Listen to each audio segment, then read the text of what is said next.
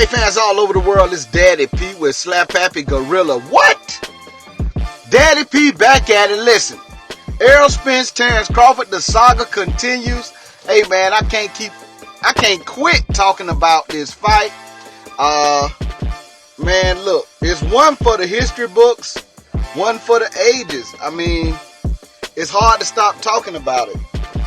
And this rematch, Errol Spence, hey, he done vowed, hey, look, I'm getting it back. You know, December is what it sounds like. So, what can Errol Spence do different to make this thing a more competitive fight? Listen, man. Terence Crawford dominated in every area. I mean, obviously by stopping Spence. But even in the rounds where Terence Crawford didn't drop Spence, I mean, I heard somebody say Spence won round 1 and round 3. Round 3 is very debatable if you're talking about him winning it. Yeah, he came on strong in the beginning, but Terence Crawford still was picking him off. And I mean, it is what it is, bro. I mean, my thing is this about this fight, man. And as many of you know, I picked Crawford to win. But I am a fan of both fighters, so I'm not one of them I told you so and gloating type of guys. I was very hurt the way Errol Spence, his body language during and after the fight. But, you know, I gotta call a spade a spade. Terence Crawford is who he is. But in every category, I mean, Terence Crawford landed 60% of his power shots. He landed 50% of his total shots. And he landed, it might not mean nothing to everybody, but 42% of his jabs, which is, listen, Errol Spence threw 296 jabs. That's almost 300 jabs. Now, I know these punch stats be a little bit off, but this is according to what they call the show stats from Showtime. But Errol Spence threw, according to these stats, 296 jabs. That's almost 300 jabs. But he landed 33. Now, Terence Crawford threw 206 jabs, which is a lot less, barely over 200.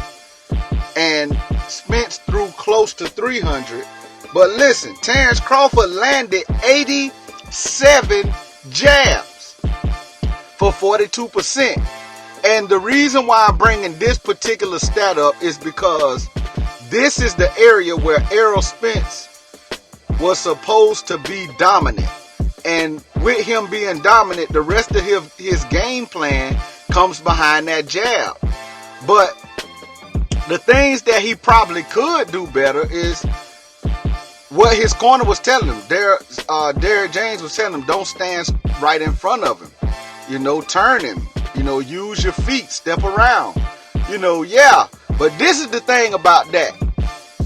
When you practice in a camp, that muscle memory sticks with you because you've been doing it for so many weeks.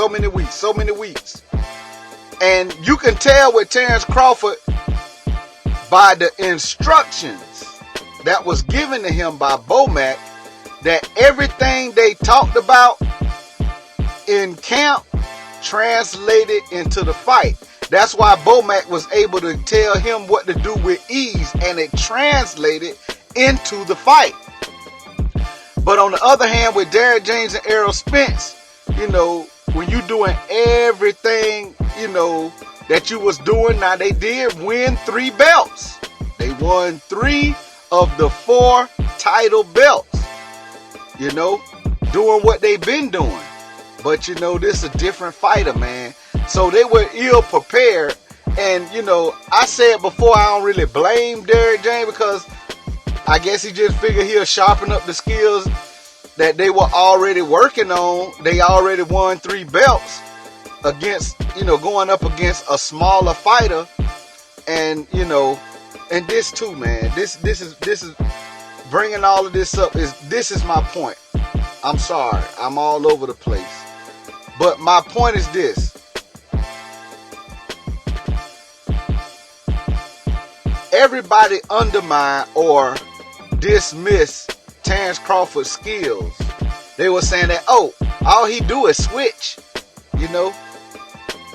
All he do is switch. That ain't nothing. You know what I'm saying? Terence Crawford, I didn't really notice him switching. Somebody say he switched one time and did an uppercut. Maybe.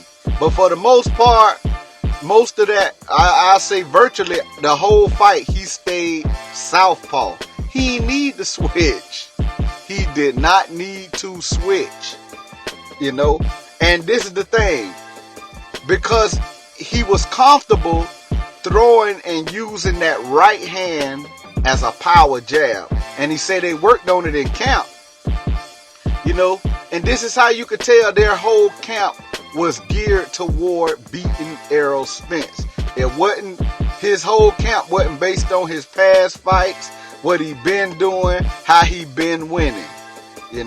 Specifically, he said the game plan, they were worried about the jab, and the game plan was to take away that attribute. And that's exactly what they did. But not only that, they had their own jab that was more powerful and that was more dominant in the fight. And Terence Crawford say they practiced that jab.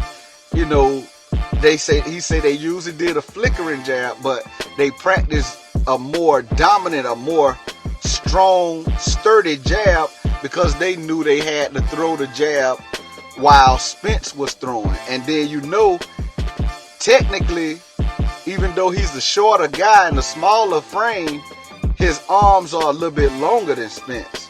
So if he throw with Spence and throw that stiffer jab, it's gonna get there. And then you always notice Terence Crawford always have a little side step. He was parrying the jab, and he also was slipping the jab. When Errol Spence come in, he have a little side step. Boom! And then he was throwing the jab with him. So he was landing that jab, and man, those jabs was so punishing. And this one right here, man, a lot of people say the commentators I don't know what they be watching. These commentators was watching that fight, and they were saying exactly what was happening. They weren't trying to hype nothing up or nothing. They were saying what was happening. And they were keying in on Terence Crawford's menacing jab. Now, the thing about it is, yes, Spence can come back. He can practice his own jab. Now, this is the thing he got to realize too, which I heard people say, and I got a lot of respect for other fight fans, so I don't say this with disrespect, but I heard a lot of people that was picking Errol Spence downplaying the fact that Terence Crawford switches, and that's the only adjustment he makes, when that is not true. Terence Crawford is a student of the game of boxing, and it's things he see in there that he wants to exploit. So when he does switch, he's trying to figure out, a way he wants to exploit something that he sees. It's not necessarily that he's trying to make an adjustment, but he is actually making an adjustment. And that's not the only adjustment he's able to make. And he is Bo Mack and them trainers got him where he is. They've been working together for a long time. So he trusts them guys, and they are students of the game. You know what I'm saying? So them guys study stuff, man, and you can tell they are on their job. Johnny on the spot. So they tell him how to make certain adjustments. Bo Mack was telling them, hey man, go ahead and throw over that jab. Boom, he did it, knocked him down. He told him, hey, look, make sure you got enough room on the inside to throw your shots. And Terence Crawford knew how to make that adjustment. it's always adjustments. Even though he was winning the fight, it was little stuff he was doing that his corner was looking and seeing, and stuff they already been practicing, telling him to go and do in the fight. So Terence Crawford is able to make adjustments. Switching stances is his own thing in there. You know what I'm saying? But he's able to make adjustments. So the adjustments that Spence can try is to do what his corner was telling him to do. But not just that. They need to practice that stuff in the camp. And then it can translate into the fight, because Derrick James now is telling them something to do that he has only to pull from his muscle memory that they already been practicing. So, you know, it's some stuff he can do to make it interesting. I'm going to be honest with you, the type of momentum that Terence Crawford and the rhythm that he got in as quick as he did, you know, I just don't see it being very different. It could go 12. You know what I'm saying? But I don't know if it'll go 12. I don't know where Errol Spence's confidence is. You know what I'm saying? And then where it would be if Terence Crawford come in and hit him again with a couple of them power hooks, power jabs. You know? But the thing is that at this point in time, if Errol Spence come in December, you know, he'll deal a little bit less with ring rust. He just come off of a loss, but he's coming back after fighting, and he, you know, I guess he got suspended, you know, for medical reasons. So, you know, he got to take a little break, couple of months, but he still can do what he can do. You know, he probably need to take him about a month anyway, and then that next month he probably can just, you know, start reconditioning himself, you know, do a little bit of running, a little couple drills or whatever, and then come back and start a camp, you know. But it's just that Terence Crawford is so, man, look, they go back in the lab and study some more, you know, and they know they're gonna have to prepare for a different Errol Spence that's gonna be more on guard, but you better believe that they're gonna be up to the task. And that's why I really think that yeah, the rematch clause was set for them to do it in 30 days and all that, but man, I really think Spence need to take something different before he fights Terence Crawford again. And I think Terence Crawford will give him an opportunity, because Terence Crawford said he appreciated how much Spence conceded and how he gave him an opportunity. But it is what it is, man. I'm not, you know, who am I? I can't discourage nobody at the same time, you know. And I'm not here to say that Errol Spence can't come back and do his thing, but I just don't know where his confidence would be, and the things that he would be able to do different. You know, he still needs to work on some stuff, man. Like he has always overcommitted and reached with his punches a lot, you know. And then every time he started throwing that overhand left, Terence Crawford started timing it and making him pay every time. Like, especially towards the end, you know. He had got him down and he just started timing him, and boom, he'll counter that thing so viciously, you know. So when Spence overcommits, Crawford is quick enough to make him pay for overcommitting. So when he reach and all that, man, he's gonna have to work on changing that.